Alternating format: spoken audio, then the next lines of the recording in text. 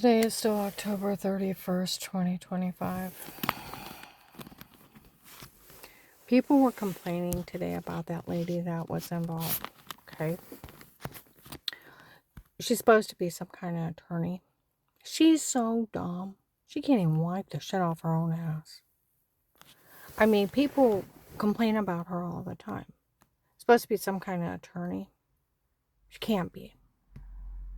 Because no attorney's that dumb. Nobody's that dumb. And like Sheriff David, Mike DeWine's cousin, he said no law enforcement would ever fall for this scam. None. Now, the right of privacy. Police and agencies can only be in a home under a threat of life with statements, with a court order, without a conflict of interest. Fourth Amendment. So would an attorney have special permission? No, that's fucking bullshit. Okay? Do they have sodium pentothal reports? Or do you have a Fifth Amendment? The right to remain quiet, and that's considered pharmaceutical torture when you drug somebody for a fake confession, and it's 20 years. And when you drug them up and tell them to say stuff, and you use hypnotic drugs, and you break you did, and told them to say stuff, so they'd be sleepwalking with a metal taste in their mouth and nauseous afterwards, having beaten, raped. Is it legal to human traffic somebody under drugs? No, my God, no. Get the idea? Photoshopping my head on somebody else's body, showering there. They confessed it was a shower scene. Then July 24th, 25, they verified it wasn't even me. It was some other woman showering, and they put my head on her body. So, yeah, no law enforcement will fall for this. It's so stupid, it's asinine. They've been playing people. Now, let's talk about the dirty doctor scam not being one of hers. Works for them, and they lied. She actually don't know who he is. Now, no doctor can talk about you without your consent. No doctor can tape you unaware. So, of course it's a scam. 10 years for taping unaware. 10 years for talking about you. And then would they ever be able to have my medical records and have some other doctor steal them? That's another 10 years. That's like 30 years. Federal prison. So why don't you give me the first and last name of this lady? Louisville police should know who she is. She thought I was dumb, and she thought she could extort money out of me. She didn't know I knew surveillance laws. She thinks everybody's dumb. She's part of Bill from the Freemasons, big scam. Even the Louisville police and her announced at May 30th, 25, 1 o'clock in the morning, that this whole thing is a scam from Bill from the Freemason of the dirty doctor not being one of hers. Works for them, and they have lied, and the whole thing is a scam from Bill from the Freemasons.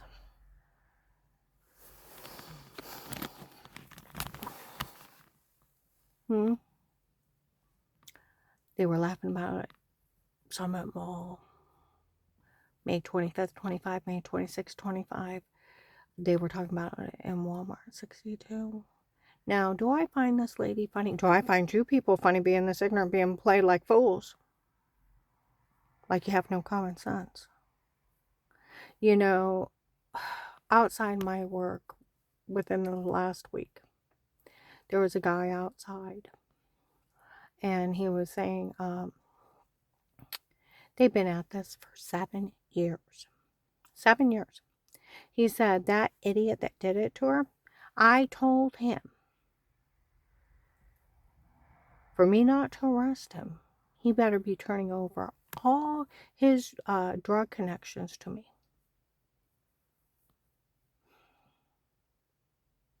He made a deal with the rapist. And I'll tell people I don't care what happens to her. Oh. Now I found out he's trying to get my case thrown out against the drug dealers. Well, I didn't say anything. I didn't say anything for days, waiting for someone to say something. I only said something the other day. People said, well, everybody heard that guy outside admit he cut a deal, the guy that did this to her. That he fed her back. It's right on Google. Police cannot feed you back to drug dealers to get them. It's illegal. Okay?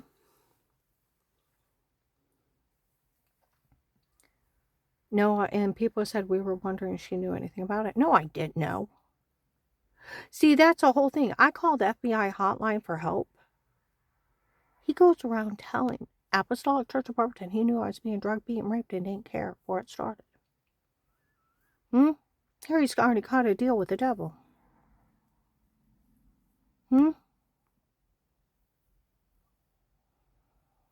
Confessed on a recorded line. He had all the church people in his office. They already knew I called the FBI. Didn't arrest him. Knew they were trying to kill me. Didn't arrest him. Mocked me.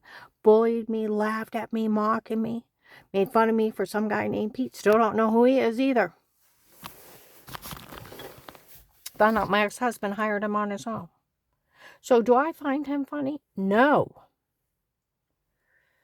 And no, I didn't know he had cut a deal with the guy, my ex-husband, or some guy that was doing this, or that lady, or whoever he cut the deal with. If it's Bill from the Freemasons, that Pete, or who he did, or that lady that's involved. I don't know who he cut that deal with. It was an illegal deal. It is illegal for a police officer to feed you back to drug dealers. It is illegal. Now, I want you to think about this. It's illegal. No, I didn't know. You think I would stayed up there knowing he betrayed me and he left me there and he was just going to go after the drug dealers and let them harm me, kill me? Huh? So he could get drug dealers and he was going to steal all the money from the case?